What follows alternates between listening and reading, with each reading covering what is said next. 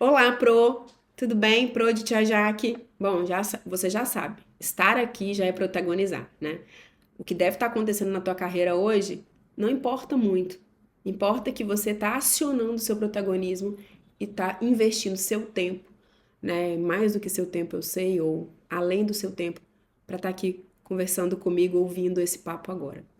Ainda sobre o tema autoconsciência, eu criei esse tema aqui, porque quando a gente fala de escolha de carreira ou escolha para a carreira, autoconhecimento e autoconsciência são fundamentais.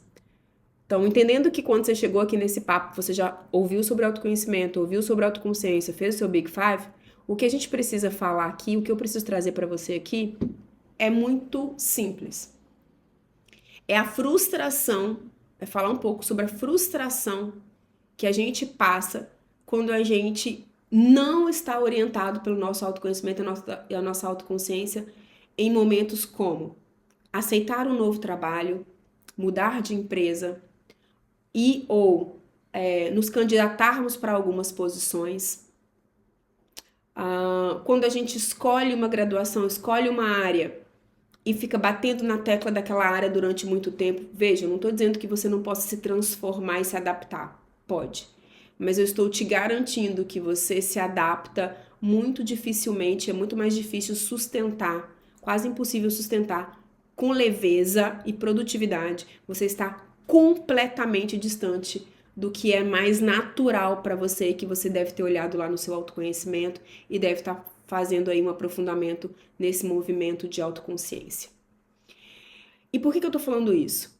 É um percentual muito alto de pessoas que esmorecem, como diz na minha terra, que ficam frustrados, frustradas, que ficam mal e, consequentemente, vão muito menos fortes para a próxima batalha do jogo quando você se candidata para posições e empresas em que é muito, muito, muito distante do seu potencial, da sua capacidade atual, né? Porque na hora que você tá naquele processo seletivo, é isso que vão verificar.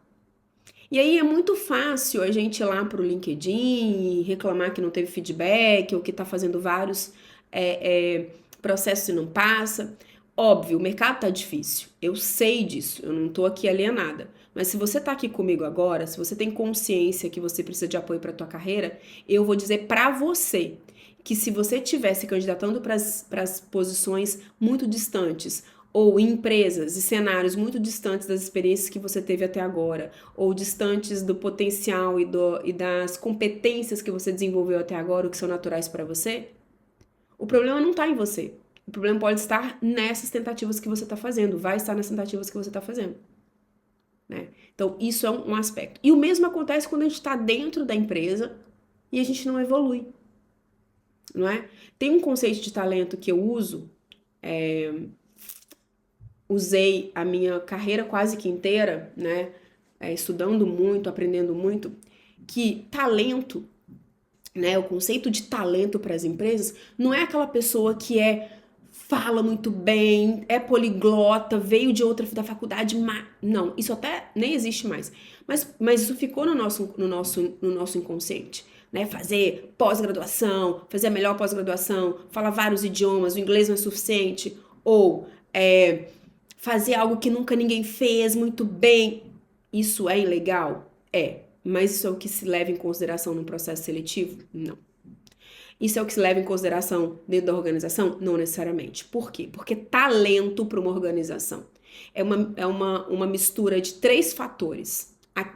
Aqueles círculos que eu coloquei em interseção lá no nosso papo de autoconhecimento, falando, né, do que é o autoconhecimento ali, entendendo, né, enfim, é aquela mesma construção visual. Então a gente está falando que talento é quem tem as competências necessárias para aquela posição, ou pelo menos mais de 80% delas, porque não existe candidato perfeito para a próxima para a posição, perfeito 100% alinhado, não.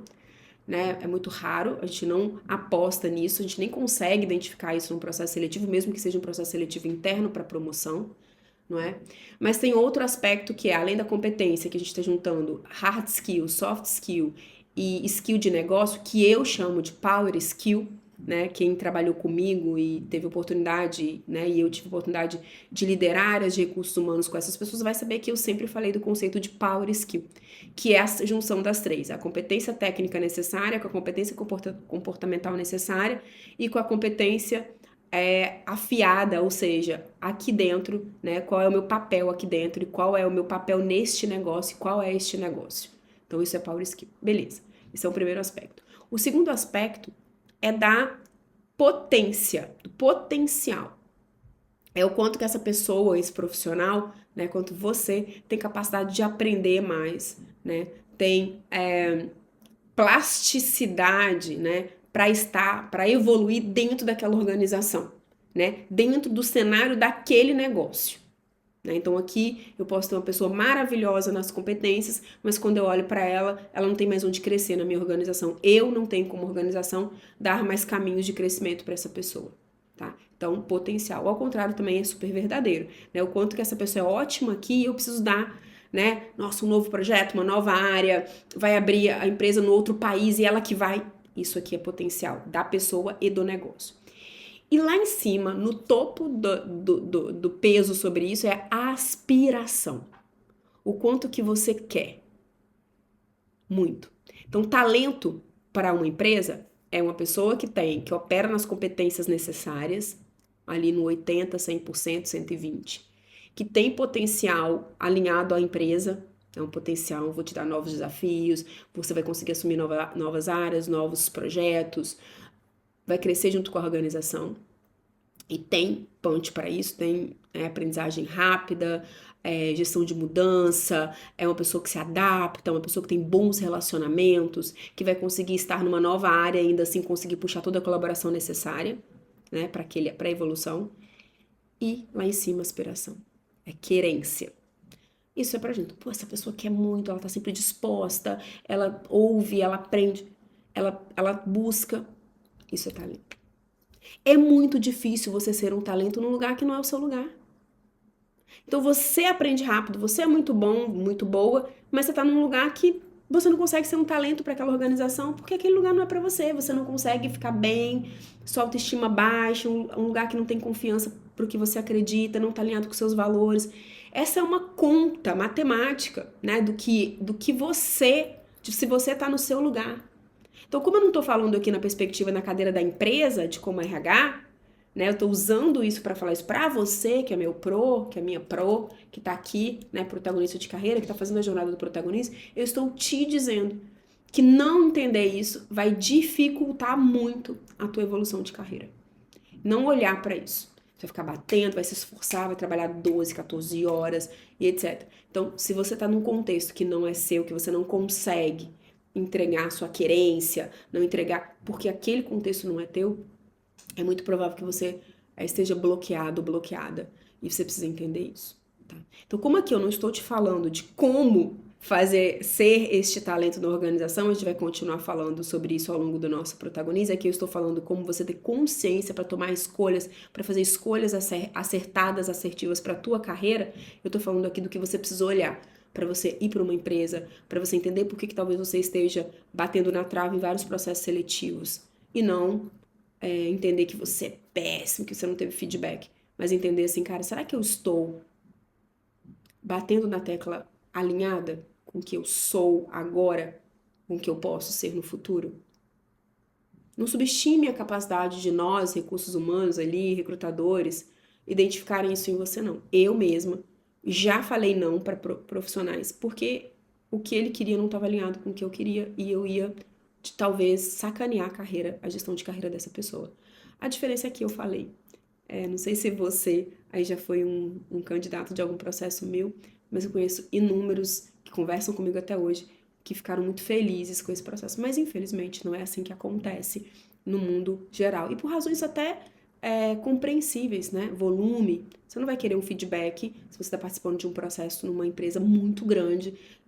Não é comum que seja um feedback personalizado, dependendo do volume de candidaturas. Isso é normal. Não é que seja certo, mas é normal. Não espere comer um sanduíche do Madeiro dentro do McDonald's. Não que um seja melhor do que o outro, vai depender do seu momento. Às vezes, você precisa que seja um McDonald's mesmo. né? Às vezes você precisa que seja madeira, que te chama pelo nome, que você tá na mesa, que vai te oferecer um atendimento e ainda vai ter uma qualidade diferente dos produtos daquele sanduíche. O ponto aqui é consciência. O que você quer para você, o que você pode fazer agora e quais são os primeiros passos da sua carreira, não é? Quais são os passos, primeiros e próximos passos? Qual o passo de agora, qual o próximo passo? Um outro erro muito grande é você querer a sua autoestima te colocar numa posição que você ainda não tem o básico impecável para estar lá. Você vai levar porrada, não é? Então, por isso que conhecimento e autoconsciência são fundamentais para você fazer uma carreira sustentável. O que é uma carreira sustentável? Eu costumo dizer, tem algum post meu falando isso, talvez você está aqui até justamente porque eu digo isso, que a natureza não dá salto, não é? Você não passa de fases muito rapidamente sem ter algum tipo de sacrifício e talvez até um sacrifício insustentável, né? Então você tem que ter um timing ali. Hoje a gente está vivendo um mercado em que a carreira ela é muito mais ágil, tem muito mais possibilidades do que na minha época, tudo muito mais rápido. Né? A gente saiu daquele conceito de que você tinha que ficar muitos anos para mudar, para ser promovido. Então, se em 6 meses você está muito intencionado, muito consciente, muito produtivo, é muito provável que você já seja promovido sim. Né? Principalmente de júnior, pleno, sênior. Você vai chegar em especialista ou coordenação por conta da carreira Y e você vai demorar um pouco mais de tempo e maturação dentro daquele contexto, porque o seu impacto no negócio é maior. Não é? Então, à medida que você vai crescendo, você fica mais tempo na cadeira para você ficar mais substanciado. Mas esses tempos mudaram, não é? Tá tudo muito mais rápido. No entanto, ainda que eles tenham mudado, ainda que tudo seja mais rápido, é muito comum você ver líder ruim, chefes horrorosos, porque estão no lugar errado e não levaram tudo em consideração. Ele não levou e nem quem promoveu ou convidou ele a estar naquela posição. Se você que tá aí não sofreu com problema de liderança até hoje, prepare-se que você vai sofrer. Então, por que você tem que ser protagonista da sua carreira? Porque você precisa se antecipar a isso, entender isso. Para você não ir? Não. Para você ir consciente, mapear riscos e resolver isso no seu planejamento estratégico de carreira, no seu plano de ação. Esse era o nosso papo sobre escolha de carreira. Não esquece, dúvidas, comentários, dúvidas para o nosso papo ao vivo, pode deixar aqui, pode levar lá, porque isso não é um curso, isso é uma mentoria e eu não abro mão de te apoiar profundamente, ou pelo menos profundo o suficiente, tanto de profundidade que você quiser, porque mentoria é mão de via dupla, aqui para você evoluir na sua carreira nesse tempo que a gente está junto. Um beijo e até o próximo papo.